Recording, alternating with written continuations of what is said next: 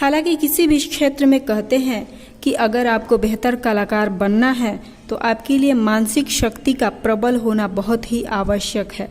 पर नृत्य में इसकी आवश्यकता कुछ ज़्यादा होती है, क्योंकि नृत्य में ही हम एक साथ शारीरिक संतुलन बनाते हुए भाव प्रदर्शन करते हैं, जहाँ कई सारी लयकारी ताल लय का समावेश होता है।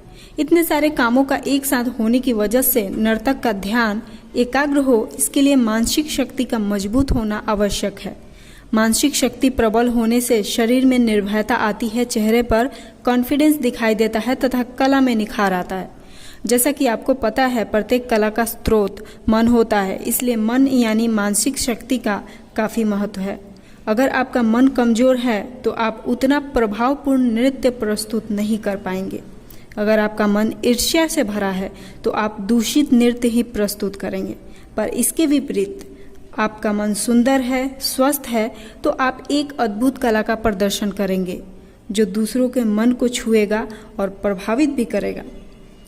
पर हम मन को कैसे विकसित करें?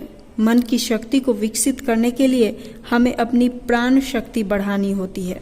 प्राण का व्यायाम यानी प्राणायाम करना चाहिए।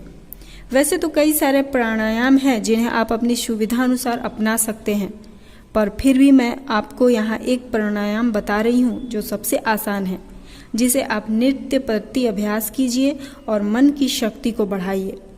सबसे पहले आप किसी भी आसन में बैठ जाइए। आप पालथी मारकर भी बैठ सकते हैं या वज्रासन में भी बैठ सकते हैं। जिसमें भी आपको ज़्यादा आराम महसूस हो उस आसन का आप प्रयोग करें। शरीर को ढीला रखें पर रीढ़ की हड्डी को सीधी रखें, यानी सीधा बैठें।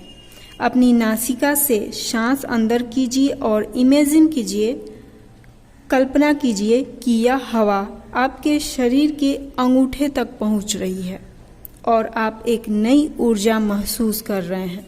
इस सांस को आप 5 सेकंड तक अपने अंदर ही रोकिए, फिर धीरे धीरे से इसे बाहर निकालिए। यह एक चक्र माना जाएगा।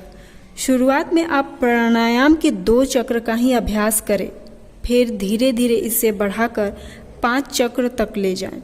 इसका नियमित रूप से अभ्यास करें। यह प्राणायाम का सबसे आसान तरीका है। आप चाहे तो कई सारे और प्राणायाम हैं जिन्हें आप अपनी रुचि के अनुसार अपना सकते हैं।